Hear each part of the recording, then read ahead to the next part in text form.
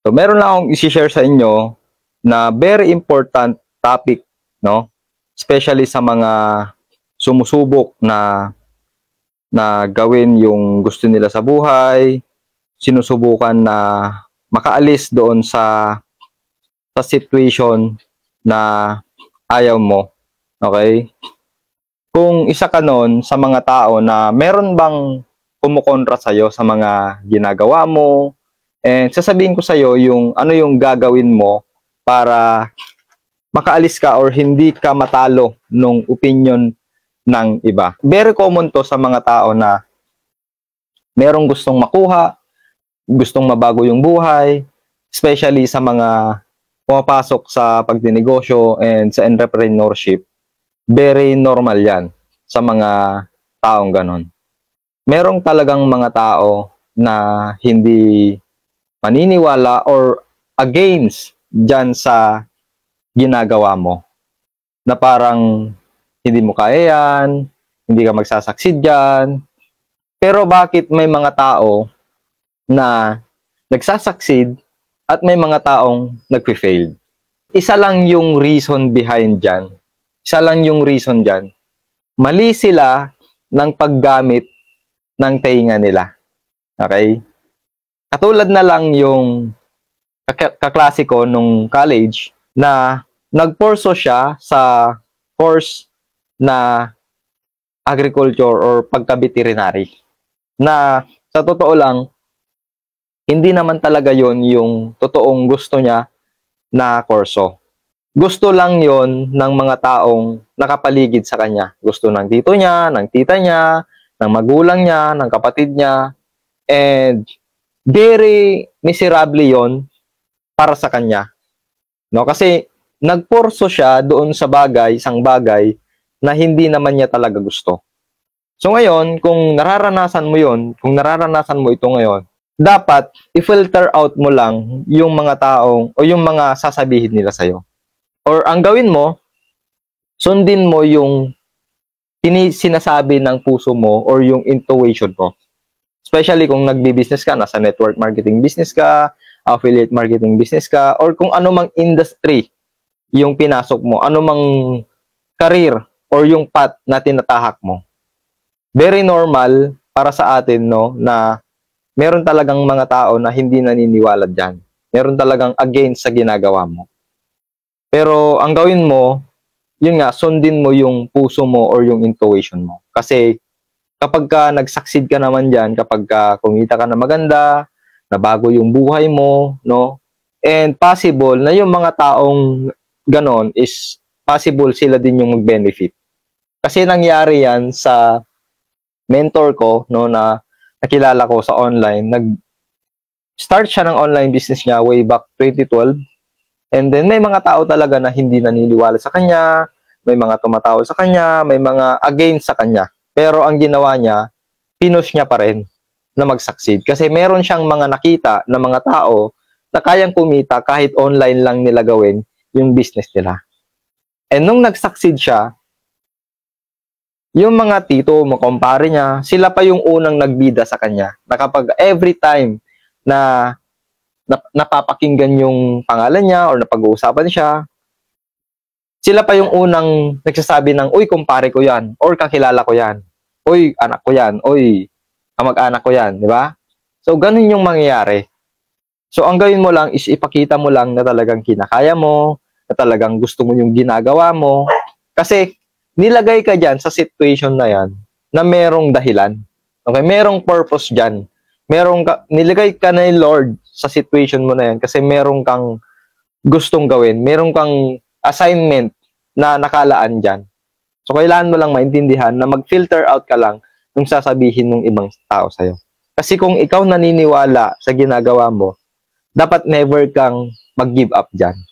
So, para mas maintindihan mo, meron akong kwento sa'yo na merong dalawang magtatay na nasa disyerto. Sa paglalakad nila, ang unang nagsakay doon sa sasakyan nila, yung camel na sasakyan nila, is yung tatay.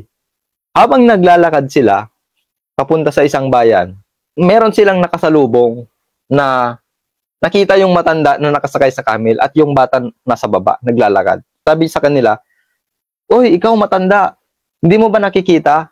Ang init-init yung anak mo. Siya yung naglalakad. Dapat ikaw yung naglalakad dyan. At siya yung pasakayin mo. So, ganun nga yung ginawa nila. And then, habang naglalakad ulit sila, meron sila ulit na nakasalubong. Na, hoy, ikaw, di ba? Sabi sa anak, hindi mo ba nakikita yung tatay mo? Hirap na, pagod na, pagod na. Tapos ikaw na anak nandyan, nakasakay pa haya-hayahay. So, ang nangyari, ginawa nila, nagpalit ulit sila. And habang naglalakad ulit sila, meron ulit silang nakasalubong. And sinabi sa kanila, tinawanan sila, hoy, kayong dalawa, hindi niyo ba alam na yung camel, dinesign talaga yan, na bakit hindi nyo sakyan na dalawa? Kasi yung camel, yan talaga yung trabaho niyan. Ginawa yan para transportation dito sa disyerto. And then, ganun nga yung ginawa nila. And then, habang naglalakbay ulit sila, meron ulit silang nakita na nakasalubong. Hoy, kayong dalawa, sabi niya, stupid ba kayo? Sabi niya, nakikita niyo ba yung camel na hirap na? Tapos dalawa pa kayo nakasakay dyan? So, ano yung point ko dyan? Ano yung point ko sa story? Kahit anong gawin mo, kahit anong trabahuin mo, or kahit anong gusto mo sa buhay, kahit anong gusto mong marating, meron talagang masasabi yung mga tao yan. Meron talagang mga tao na hindi maniniwala sa'yo, against sa'yo, hindi magsusupport sa'yo. So, you need to accept the fact na ganun talaga yung buhay. So, ang gawin mo, mag-filter out ka lang. Kasi kapag pinakinggan mo lahat ng sasabihin nila sa'yo, possible na mali yung decision na magagawa mo. Kasi yung gusto nila, yung gagawin mo, hindi yung gusto mo. So kapag tama naman yung sinasabi nila sa'yo, makabuti naman sa'yo, sundin mo. Pero, hindi lahat papakinggan mo. Hindi lahat gagawin mo. Yun yung natutunan ko sa mentor ko na yon. Sabi niya, kapag meron kang isang bagay na gustong gawin, gustong kunin, burso mo yan. Lalo na kung yung business na ginagawa mo, makatulong ka dyan, makakapag-solve ng problem yan, hindi ka nakakapag-agrabyado ng buhay ng ibang tao, makakatulong ka talaga dyan, i-push mo yan. Gawin mo yan. Kasi walang ibang kukuha ng dreams and goals na meron ka, kundi ikaw. So yun yung wisdom, yun yung natutunan ko sa story. No, kahit anong gawin mo, meron talagang mga tao na hindi maniniwala sa'yo, hindi magsusupport sa'yo, at merong mga tao na against sa'yo. So ang gawin mo right now, pakinggan mo lang yung tibok ng puso mo at yung gusto mong gawin. Kung meron kang nakita na nag-succeed sa ginagawa mo, meron kang nakita na nabago yung buhay, gawin mo yan. Ituloy mo yan. Okay? So, ang tip ko sa'yo, continue believing in yourself. Tuloy-tuloy ka na maniwala sa sarili mo at sa ginagawa mo. Kasi darating yung time na kapag nag-succeed ka dyan, nagawa mo na nagtagumpay dyan, naging successful ka sa ginagawa mo, yung mga tao na hindi naniniwala sa'yo, especially yung family mo, yung mga kamag-anak, kakilala mo, possible sila din yung mag-benefit dyan. Sila din yung makinabang dyan. So parang napaka-unfair naman kapag dahil lang nahihirapan ka, dahil lang hindi sila naniniwala sa'yo, hindi sila sumusuporta sa'yo. At yun yung bagay na nakita mo na posibleng makatulong sa'yo, financially, spiritually, no, lahat ng bagay na makatulong sa'yo, yun yung nakita mong bagay. Tapos, nahirapan ka lang, mag-quit ka na dahil lang sa opinion ng ibang tao. Parang napaka-unfair naman nun. So, kung meron kang gustong kunin, meron kang gustong gawin, no, gusto mong makuha yung dreams mo, at nakita mo na merong nabago yung buhay sa ginagawa mo, ituloy mo yan. So, yun yung para sa akin. So, yun lang for now, and I hope na meron kang nakuha na knowledge, meron kang nakuha na wisdom sa story and sa sharing natin today, and I hope na mag-continue ka kung ano man yung ginagawa mo, ano man yung gusto mong gawin, ano man yung gusto mong makuha, i-continue mo yan kasi naniniwala ako sa'yo. So once again, this is Angelo Natividad. If you want success, stop making excuses, take massive action, and kunin mo yung buhay na deserve mo. Kunin mo yung buhay na para sa'yo. Okay? So, makita tayo next slide.